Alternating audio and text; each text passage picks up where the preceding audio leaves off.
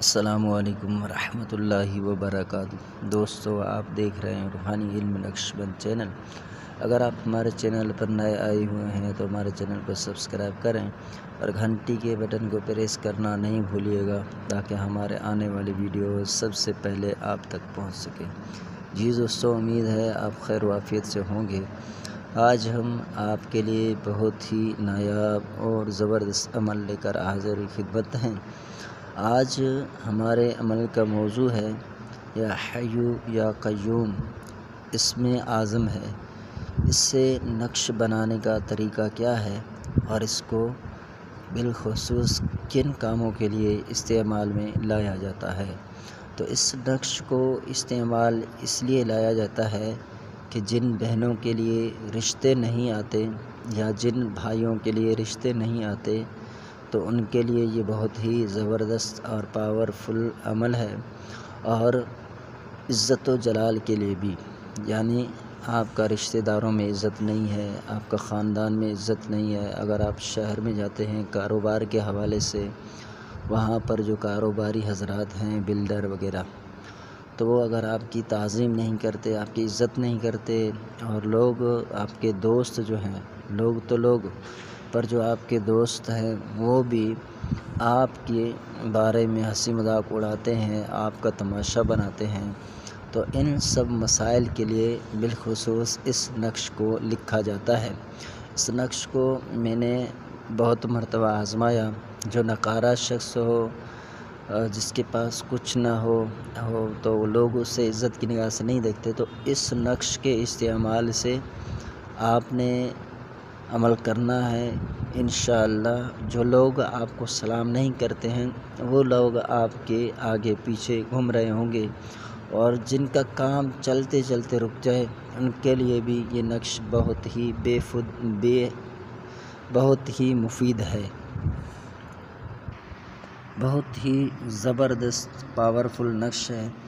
عورت جب اس نقش کو لکھے اپنے لیے تو عورت الٹے بازو پر باندھے، اور مرد اپنے لیے باندھے تو مرد سیدھے بازو پر باندھے گا۔ چلیے دوستو، بورڈ پر ہم اس نقش کو سمجھتے ہیں کہ نقش لکھنے کا کیا طریقہ ہے۔ جی دوستو، ہم بورڈ پر آ چکے ہیں۔ آپ نے دیکھا کہ ہم نے لکھا یا حیو یا قیوم، پھر اس کے اعداد نکالے ہم نے، تو اعداد ان کے بنے 174۔ 174 سے ہم نے نقش مربع بنانا ہے، تو ہم نے قوانین کے مطابق 30 کاٹے 174 سے تو 144 بچے۔ 144 کو پھر ہم نے 4 پر ڈیوائیڈ کیا، یعنی تقسیم کیا، 4 پر تقسیم کیا، تو پھر ہمارا ایک حصہ آیا 36۔ تو 36 ہم نے پہلے کھانے میں لکھا، پھر 37، پھر 38، پھر 39، پھر 40، 41، 42، 43، 44، 45، 46، 47، 48، 49، 50، 51۔ تو یہ پھر اس کے نیچے آپ نے عزیمت لکھنا ہے کہ یا الہی فلاں بن فلاں کو ملازمت مل جائے، یا فلاں بن فلاں کے لیے رشتہ آئے، یا فلاں بنت فلاں کے لیے رشتہ آئے۔ تو یہ بہت ہی پیارا اور زبردست نقش ہے۔ آپ نے دیکھا ہم نے بورڈ پر کس انداز سے، کس طریقے سے نقش کے اعداد نکالے اور پھر نقش پر کیا، تو اسی طرح آپ بھی اس نقش کو پر کریں تو آپ دیگر کاموں کے لیے بھی اس کو استعمال کر سکتے ہیں، لیکن بہتر یہی ہے کہ جن کام کے لیے ہم نے خاص اس نقش کو کیا ہے آپ اس کام کے مطابق اس نقش کو استعمال میں لائیں۔ اب دیکھیں کہ ملازمت کے حوالے سے ہم نے دیا، تو ملازمت اس طرح لکھی ہے کہ فلاں بن فلاں کو ملازمت مل جائے، فلاں بن فلاں کو مزدور ہے تو فلاں بن فلاں کو مزدوری مل جائے۔